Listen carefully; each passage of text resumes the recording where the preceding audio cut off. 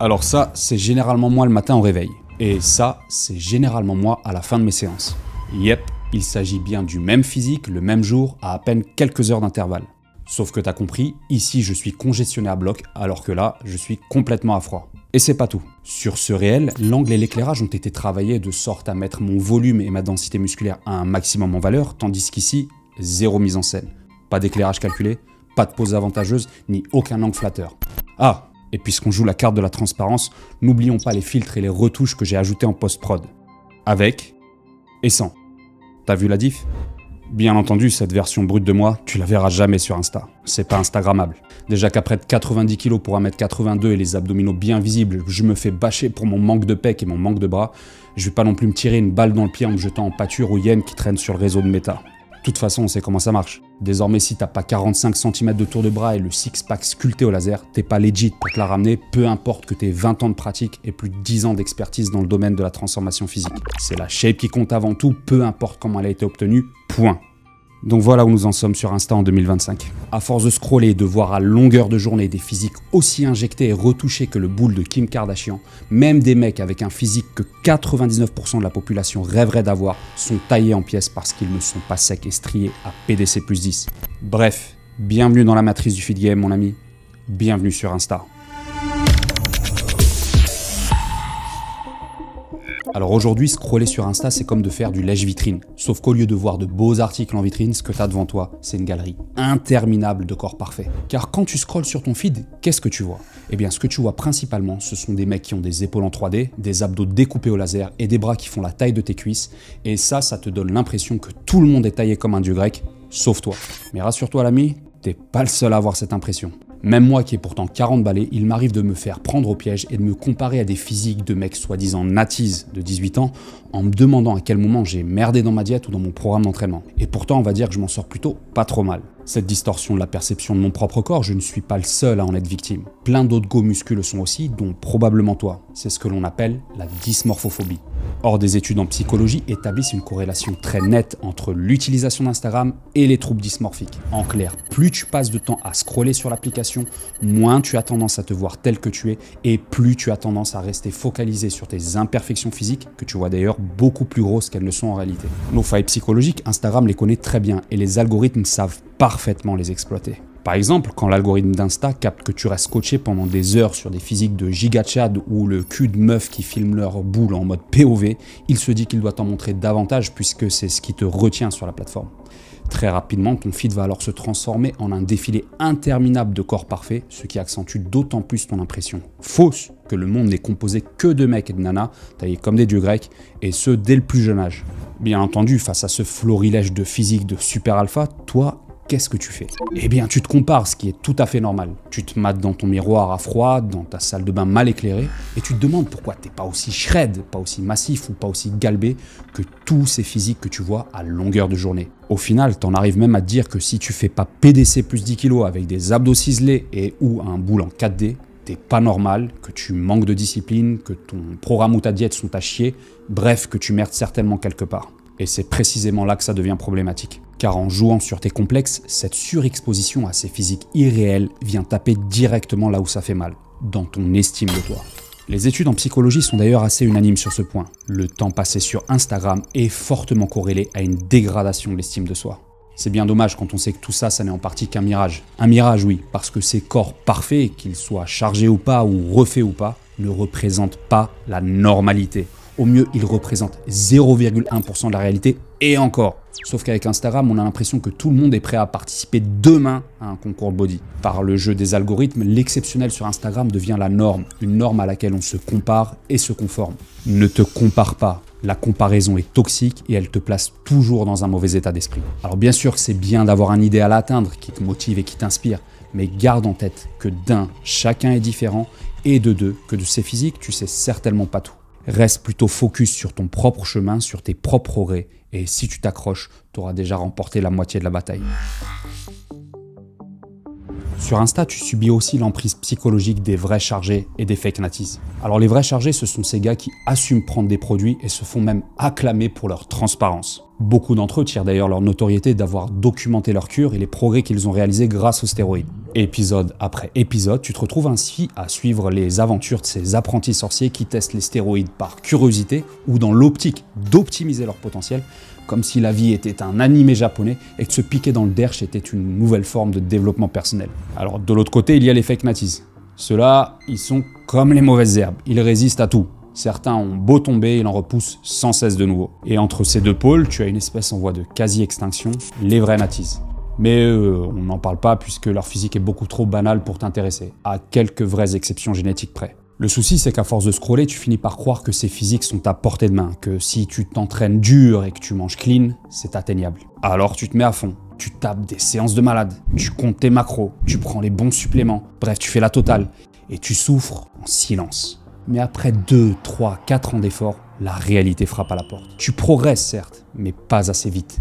T'es pas encore assez huge, pas assez cut, et les compliments sur ton physique se font plutôt rares. Alors tu commences à te demander si tu devrais pas t'envoyer un petit cycle, une petite cure, juste pour voir, juste pour débloquer ton potentiel, par simple curiosité, comme cet influenceur que tu suis sur Insta. Mec, arrête-toi là. Les stéroïdes, c'est pas juste une pilule magique qui transforme ton physique. Une fois que t'as goûté aux effets, c'est très dur de revenir en arrière. Même les gars chargés te le disent, prendre des stéroïdes, c'est souvent un aller sans retour, un pacte que tu signes avec le diable. Alors oui, ça te fait gagner du muscle et oui, ça te rend plus fort. Mais à quel prix? Tu cherches à flinguer tes reins? À bousiller ton foie? À éclater ton système cardiovasculaire? Ou peut-être que ton délire à toi, c'est de foutre en l'air ton système hormonal et de te retrouver à 30 ans avec une testostérone de grand-père? Histoire de te rafraîchir la mémoire, voici une liste d'influenceurs et de bodybuilders chargés qui sont décédés à moins de 50 ans au cours des 10 à 12 dernières années.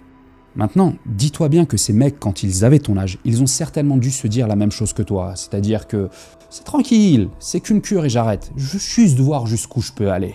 Bref, comme toi, ils ont dû se trouver de bonnes justifications de merde. Mais regarde où ça les a amenés. Et encore, ce ne sont que là les non connus, car imagine combien d'anonymes se retrouvent à l'hôpital ou pire, décèdent dans l'indifférence la plus totale. Et tout ça pourquoi? Pour impressionner des mecs et des nanas qui s'en battent les steaks et qui dès le lendemain seront déjà passés à autre chose, car c'est comme ça que ça marche sur Insta. Un chargé ou un fake natty disparaît et t'en as immédiatement 10 autres pour le remplacer. Ne sois pas de cela. Mon gars, reste lucide.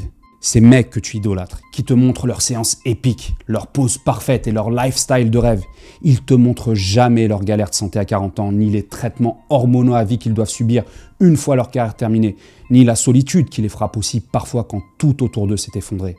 Le fit game, c'est un jeu de dupes.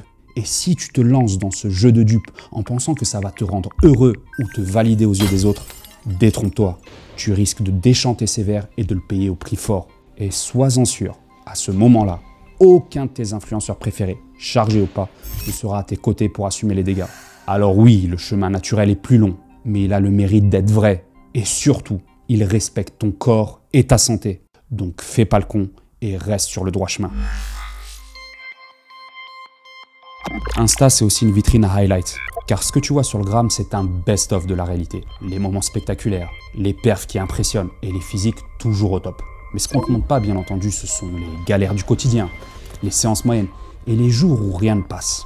C'est comme le top 10 d'un match de basket finalement. On te montre que les actions de folie du match, mais pas les temps morts, les ratés ou les passages à vide. Et ça, bien entendu, ça fausse ta perception.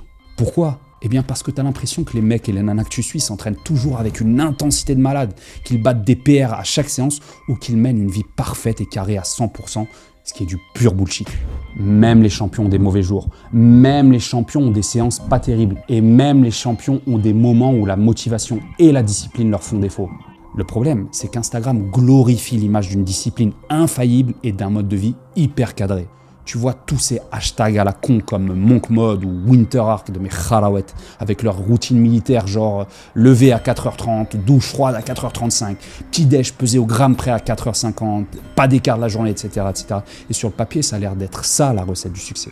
Mais crois-tu vraiment que ce soit nécessaire pour réussir à atteindre tes objectifs? D'ailleurs, quels sont tes objectifs? Tu veux devenir bodybuilder pro?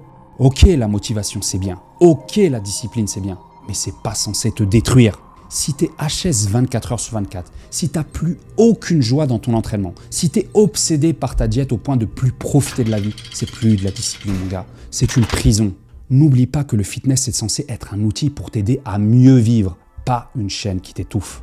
D'ailleurs, tous les bons influenceurs te le diront, la vraie discipline, celle qui te mène loin, c'est celle qui te convient, celle qui te permet d'être régulier tout en kiffant le chemin. Si tu fais tout bien 80 à 90% du temps, tu as le droit de relâcher la pression de temps à autre sans culpabiliser.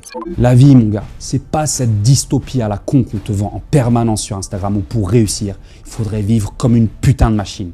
La vie, c'est un équilibre entre travail et plaisir, entre rigueur et spontanéité.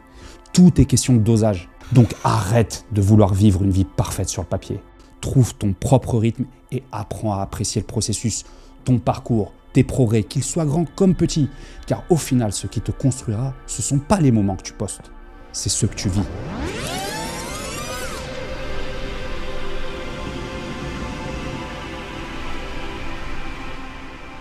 Mec, garde en tête une chose. Les réseaux sociaux, et pas qu'Instagram d'ailleurs, c'est un show.